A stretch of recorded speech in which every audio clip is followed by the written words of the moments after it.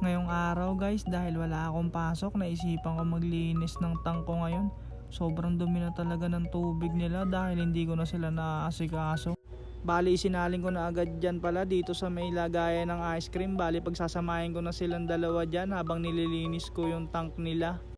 At nilinis ko na rin pala agad yung tank nila guys. Fast forward na tayo dahil matagal yan.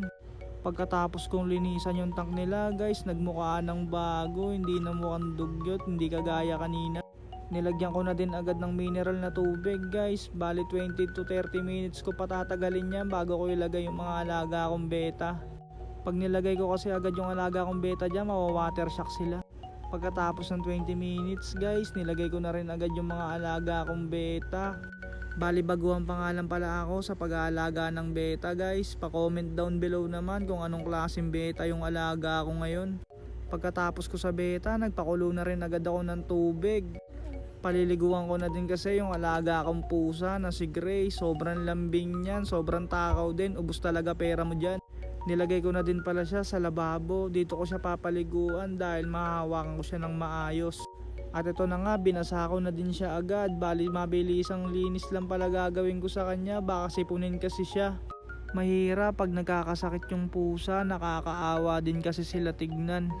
Pagtapos maligo, ayan na siya, basang sisiw na, nakapulupot na sa tuwalya.